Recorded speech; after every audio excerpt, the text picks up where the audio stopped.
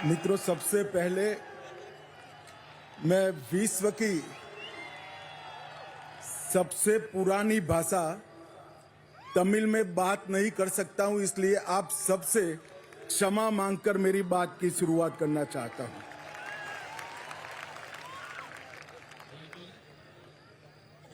அதும் தெய்வீகமானதுமான தமிழ் மொழியில் பேச இயலாமைக்காக நான் வருந்துகின்றேன். அனைவருக்கும் மனம் நிறைந்த மகா சிவராத்திரி நல்வாழ்த்துக்கள். मैं आदि योगी के चरणों में प्रणाम करता हूं और मैं आज मनपूर्वक सदगुरु के चरणों में भी प्रणाम कर मेरी बात की शुरुआत करता हूं. ஆதியோகியின் திருவடிகளுக்கு என்னுடைய வணக்கங்களை தெரிவித்துக் கொள்கிறேன். சத்குரு அவர்களுடைய திருவடிகளுக்கு என்னுடைய வணக்கங்களை தெரிவித்துக் கொள்கின்றேன். आप सभी को महाशिवरात्रि की बहुत बहुत शुभकामनाएं. மகாசிவராத்திரியில் ஒரு அங்கமாக வருகை தருவதை நான் மிகுந்த மகிழ்ச்சி அடைகின்றேன். मैं अपने आप को बहुत सौभाग्यशाली मानता हूं कि आज सदगुरु के निमंत्रण पर मैं यहां आया. मुझे आदि योगी के दर्शन हुए. महाशिवरात्रि में महादेव की महिमा के महापर्व में शामिल होने का मुझे मौका देने के लिए फिर से एक बार सदगुरु जी का बहुत बहुत धन्यवाद. சத்குரு அவர்களுடைய அழைப்பை ஏற்று ஆதியோகியினுடைய தரிசனத்தை பெறுவதிலேயும் மகாதேவரின் மகத்துவத்தை வெளிப்படுத்தக்கூடிய மகாசிவராத்திரி என்கிற பிரம்மாண்டமான விழாவில் அங்கமாக திகழ்வதையும் பெரும் பேராக கருதுகிறேன். அதற்காக சத்குரு அவர்களுக்கு மிகுந்த நன்றி தெரிவித்துக் கொள்கிறேன். आज पूरे देश में सोमनाथ से केदारनाथ, पशुपतिनाथ से रामेश्वरम और काशी से कोयम्बतूर तक पूरा देश शिवमय हो चुका है. இன்று பாரத தேசம் முழுவதும் சோமநாத்திலிருந்து கேதார்நாத் வரை, பசுபதிநாத்திலிருந்து ராமேஸ்வரம் வரை, காசி முதல் கோயம்புத்தூர் வரை முழு தேசமும் சிவபெருமானுடைய திருவருளில் திளைத்துக் கொண்டிருக்கின்றது. सदगुरु जी, आज ही प्रयागराज में महाकुंभ समाप्त हो रहा है और आज यहां कोयम्बतूर में भक्ति का महाकुंभ मेरे सामने मुझे दिखाई पड़ रहा है. இந்த நன்னாள் பிரயாக்ராஜில் மகா கும்பமேளாவின் நிறைவை சுட்டுவது போலவே கோயம்புத்தூரில் பக்தி என்கிற கும்பமேளா இப்பொழுது நடைபெற்றுக் கொண்டிருக்கின்றது. मित्रों, शिवरात्रि सिर्फ एक पर्व नहीं है, आत्म जागृति की रात्रि है. जब समग्र ब्रह्मांड शिवमय हो जाता है तभी शिवरात्रि की अनुभूति कर सकते हैं. நண்பர்களே, மகாசிவராத்திரி என்பது வெறும் விழா மட்டுமல்ல, இது சுய விழிப்புணர்வுக்கான ஒரு இரவாகவும் இந்த முழு பிரபஞ்சமும் சிவபரம்பொருளினுடைய பெருங்கருணையில் அதிர்வுகளை உணரக்கூடிய நாளாகவும் அமைந்திருக்கின்றது. आज शिव और पार्वती का मिलन का दिन है. आज ही शिव और जीव के मिलन का रास्ता भी प्रशस्त होता है और मोक्ष प्राप्ति का रास्ता भी आज ही भक्ति के माध्यम से खुलता है. இந்த நாள் சிவனும் பார்வதியும் ஒரு தெய்வீக சங்கமத்தில் இணைந்த நாள் மட்டுமல்ல, சிவமாகிய பரம்பொருளும் ஜீவாத்மாவும் விடுதலை என்கிற ஐக்கியத்திலே இணையக்கூடிய நாளாகவும் இருக்கிறது. பக்திக்கான மிக உன்னதமான திருநாளாக அமைந்திருக்கின்றது. शिव सिर्फ एक प्रतीक नहीं है, शिव एक कल्याणकारी चेतना है जो संहारक भी है और पालनकर्ता भी है, और दोनों की विशिष्ट भूमिका हमारे जीवन में होती है. சிவபரம்பொருளை பொறுத்தவரை அவர் விழிப்புணர்வுக்கான அம்சமாக வெளிப்பட்டவர். அவர் அழிக்கும் கடவுளாகவும் காக்கும் கடவுளாகவும் விளங்குகிறார். இரண்டுமே நம் வாழ்வுக்கு மிக முக்கியமானவை. शिव शंभू भी है, स्वयंभू भी है. शिव सत्य भी है, सुंदर भी है. शिव को भोलेनाथ भी कहते हैं, महाकाल भी कहते हैं, और यहाँ शिव आदि योगी के रूप में विराजमान है. சிவபெருமான் சம்போ என்று அழைக்கப்படுகிறார். சுயம்பு தான் தோன்றியாக அவர் கருதப்படுகின்றார். அவர் சத்தியம் சுந்தரமாகிய உண்மைக்கும் அழகுக்குமான வடிவமாக விளங்குகிறார். குழந்தைமயமான போலேநாத்தாகவும் உக்கிரமான மகாகாலராகவும் அவர் தொழப்படுகிறார். எல்லாவற்றுக்கும் மேலாக முதல் யோகியாக ஆதி யோகியாக அவர் விளங்குகிறார். शिव केवल आराध्य नहीं बल्कि अस्तित्व का मूल आधार है. அவர் வழிபாட்டுக்குரிய கடவுளாக மட்டுமில்லாமல் அனைத்துக்கும் மூலமானவராக இந்த பிரபஞ்ச இருப்பினுடைய மூலமாக திகழ்கின்றார். यह महाशिवरात्रि ये भक्ति और श्रद्धा की पराकाष्ठा का प्रमाण है, जिसमें असली अर्पण हमारा भक्ति के प्रति समर्पण है. மகாசிவராத்திரி என்பது பக்தியினுடைய முழுமையான வெளிப்பாடாகவும் சரணாகதி தத்துவத்தினுடைய வெளிப்பாடாகவும் தன்னையே இறைவனுக்கு அர்ப்பணிக்கக்கூடிய தன்மையினுடைய கொண்டாட்டமாகவும் திகழ்கின்றது. मैं सदगुरु जी के लिए भी कुछ कहना चाहता हूं. सदगुरु जी, आपने ये जो स्थान बनाया है जहां हम सब आज बैठे हैं, वो केवल एक तीर्थ स्थल नहीं है, बल्कि योग, साधना, भक्ति, आत्मज्ञान और मुक्ति का केंद्र बनकर आज पूरे विश्व में उभरा है. சத்குரு அவர்களை பற்றி நான் உங்களுக்கு சொல்ல வேண்டும். சத்குரு அவர்கள் உருவாக்கி இருக்கிற இடம் வெறும் பக்திக்கான இடமாக மட்டுமில்லாமல் இது ஒரு புனித இடமாக யோகம், ஆத்ம சாதனை, பக்தி, தன்னை உணர்தல் ஆகியவற்றுக்கான கேந்திரமாக சத்குரு அவர்கள் இதனை உருவாக்கி இருக்கின்றார்கள். या ईसा योग केंद्र ने योग और ध्यान के माध्यम से करोड़ों करोड़ों लोगों के जीवन में सकारात्मक सोच और सकारात्मक दिशा का उद्भव करने का काम किया है. ஈஷா யோக மையம் பல லட்சக்கணக்கானவர்களுடைய உயிர்களை யோக மார்க்கத்தின் மூலமாகவும் தியானத்தின் மூலமாகவும் நெறிப்படுத்தி சரியான சிந்தனையை விதைத்து சரியான பாதையில் அவர்கள் செல்ல உலகெங்கும் வழிகாட்டி கொண்டிருக்கின்றது.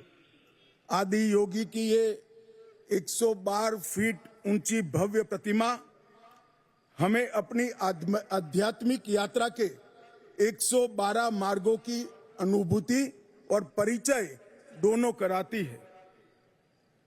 112 அடி உயரத்தில் நிற்கக்கூடிய ஆதியோகியின் திருவுருவமானது விடுதலைக்கும் ஆன்ம விடுதலைக்குமான 112 பாதைகளை நினைவூட்டுவதோடு சிவபெருமாள் அடைந்த அந்த தன்மையை அடைவதுதான் ஒவ்வொரு மனிதருக்கும் இருக்கிற லட்சியம் என்பதை உணர்த்துகின்றது. और हमें यहाँ आकर ही मालूम पड़ता है कि जीवन का अंतिम लक्ष्य शिवत्व की प्राप्ति करना है. வாழ்க்கையினுடைய மிக முக்கியமான நோக்கம் சிவத்தன்மையை அடைவது என்பது இந்த இடத்திற்கு வருகை புரிகிற போது நமக்கெல்லாம் நன்றாக புரிகின்றது. ईसा योग आज ईश्वर से युवाओं को विशेषकर ईश्वर से जोड़ने का माध्यम बन गया है. ஈஷா யோக மையத்தின் மூலமாக இளைஞர்கள் ஆன்மீகத்துக்கும் நல்ல நெறிக்குமாக தங்களை இணைத்துக் கொள்வதற்கு வாய்ப்பு மலர்ந்திருக்கின்றது. यहाँ आकर व्यक्ति चेतना से ब्रह्म चेतना की ओर, स्वार्थ से परमार्थ की ओर और सेल्फ से यूनिवर्स तक की यात्रा की अनुभूति कर सकता है. இங்கே மனிதர்களுக்கு கிடைக்கக்கூடிய அனுபவமானது தனி மனித விழிப்புணர்விலிருந்து பிரபஞ்ச விழிப்புணர்வு நோக்கிய பயணம், தன்னையே தன் நலனையே நினைத்துக் கொண்டிருக்கும் நிலையிலிருந்து தன்னலமற்ற நிலையை நோக்கிய பாதை, தான் என்கிற தன்மையிலிருந்து பிரபஞ்ச உணர்வு என்கிற மடைமாற்றம் ஆகியவை ஈஷா யோக மையத்தில் மனிதர்களுக்கு அனுபவத்திலே கிடைக்கிறது. सदगुरु जी, आपने न केवल युवाओं को धर्म के साथ जोड़ने का काम किया है, युवाओं के सामने धर्म की बुद्धिगम्य व्याख्या को भी रखा है. இளைஞர்களையும் ஆன்மீகத்தையும் இணைப்பதில் சத்குரு அவர்கள் மகத்தான பங்கை ஆற்றியிருக்கிறார்கள். மிகுந்த ஞானம் கொண்டதும் அதே நேரம் தர்க்கபூர்வமானதுமாக நம்முடைய தர்மத்தினுடைய மேன்மைகளை அவர்கள் இளைஞரிடம் கொண்டு சேர்த்துக் கொண்டிருக்கிறார்கள். मित्रों, आपने अंग्रेजी में एक कहावत जरूर सुनी होगी, a mystic man on A mission. हमारे सदगुरु जी के लिए शायद ये शब्द बना है, एक कहावत बनी है। நண்பர்களே, நம்முடைய சத்குரு அவர்களை நான் உங்களுக்கு வர்ணிக்க வேண்டுமென்றால் எனக்கு ஒரு வாசகம் தோன்றுகிறது. ஒரு லட்சியத்தோடு இயங்கிக் கொண்டிருக்கிற ஒரு ஞானி என்ற சொற்களை கொண்டு சத்குரு அவர்களை நான் வர்ணிக்க விரும்புகின்றேன். सदगुरु जग्गी वासुदेव आज पूरी दुनिया भर को जीने का रास्ता सिखा रहे हैं। சத்குரு ஜகி வாசுதேவ் அவர்கள் உலகம் முழுமைக்கும் உண்மையாக வாழக்கூடிய கலையினை போதித்துக் கொண்டிருக்கின்றார்கள்.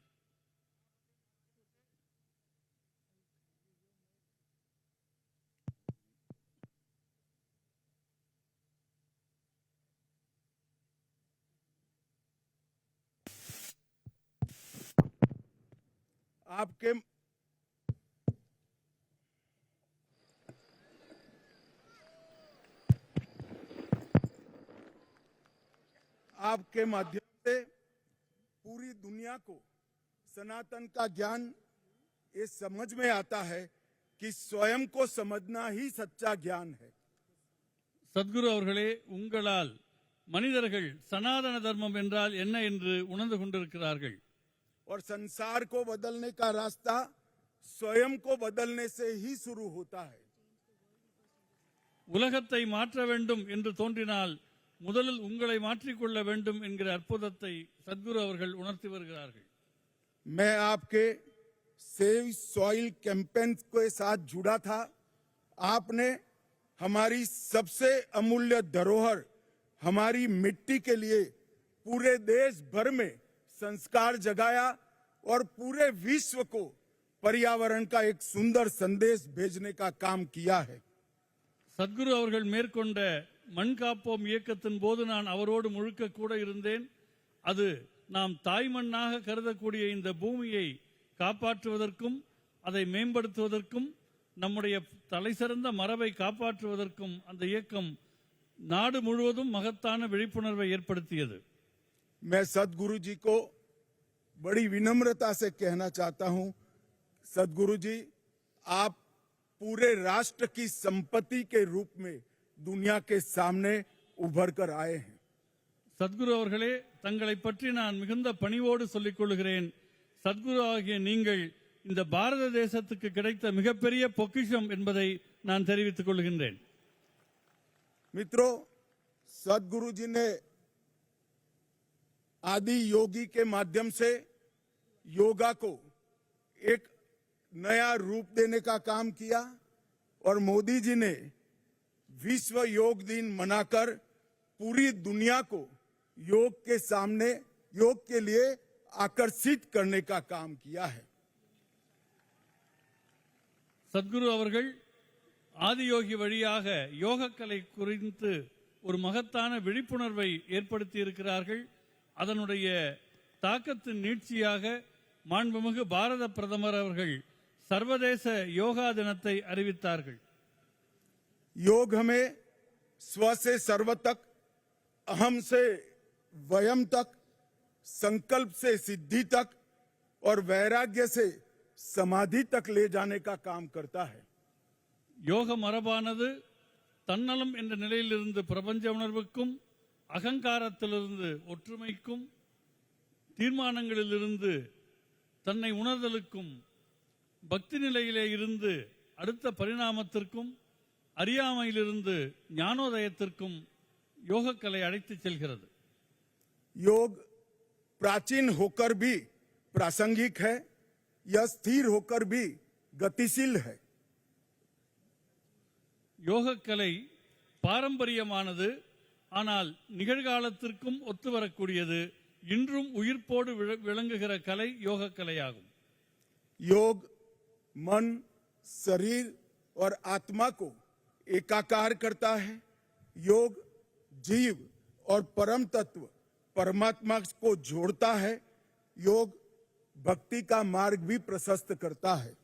யோகக்கலை என்பது மனம், உடல், உயிர் ஆகியவற்றை ஒருங்கிணைக்கின்றது. பரமாத்மா, ஜீவாத்மா ஆகியவற்றின் சங்கமமாக திகழ்கிறது. பக்தியின் பாதையில் யோகக்கலை ஒளி வீசுகின்றது.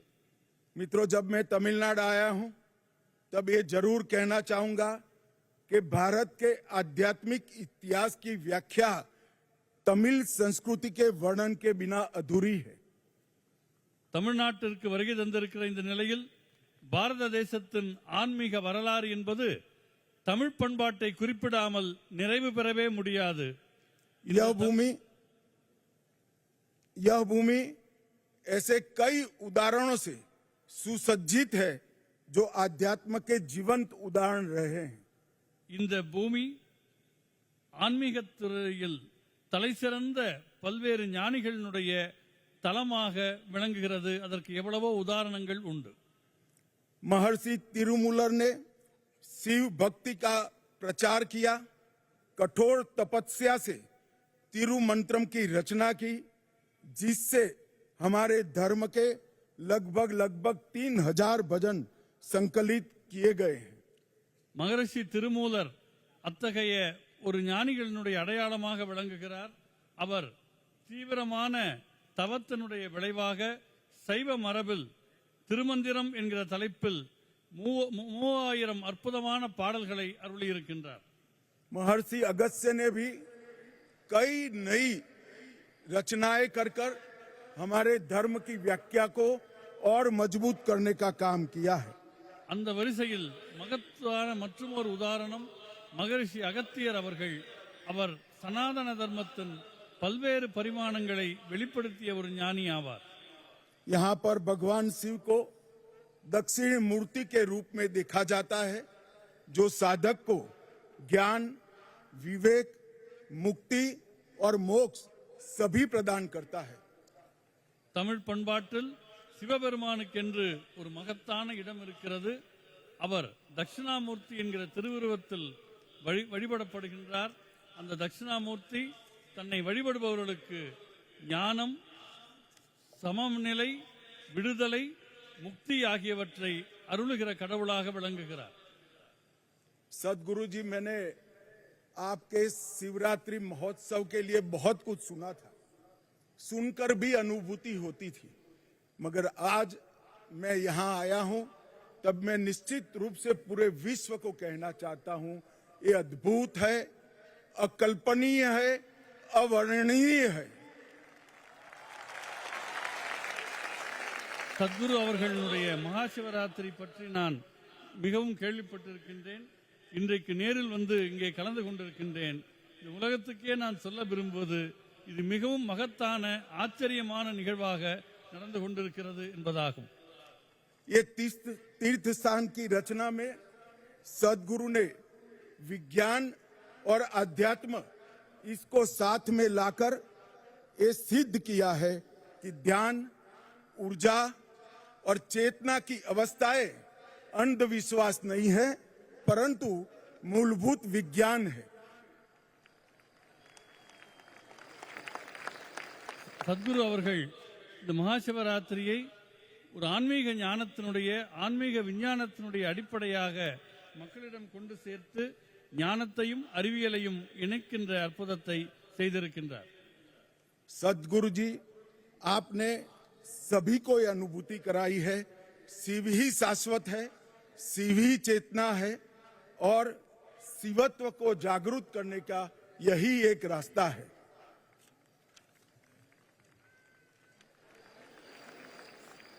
நம்முடைய உள்நிலையில் விழிப்புணர்வு பெற வேண்டும் என்றால், சிவத்தை தனக்குள்ளே உணர வேண்டும் என்றால், அதற்கு மிக உன்னதமான வழியாக இந்த வழிபாடு திகழ்கின்றது. मैं ज्यादा समय लेना नहीं चाहता। पूरे भक्तगण आज यहाँ शिवरात्रि महोत्सव में उपस्थित हुए हैं। मैं आशा करता हूँ कि हम सब यहाँ से शिव तत्व को स्वयं में समाहित कर शिवांग बनने की ओर आगे बढ़ेंगे। सदगुरु जी का फिर से एक बार बहुत बहुत धन्यवाद, प्रणाम। நான் அதிக நேரம் எடுத்துக்கொள்ள விரும்பவில்லை. அனைவரும் சிவராத்திரியை கொண்டாடி மகிழுங்கள். மிகுந்த மகிழ்ச்சியை தெரிவித்துக் கொண்டு என் நன்றியை தெரிவித்துக் கொள்கின்றேன். தனிமனித விழிப்புணர்வுக்கு சிவ வழிபாடு எவ்வளவு முக்கியம் என்பதை உணர்த்தும் சிவராத்திரி நாளில்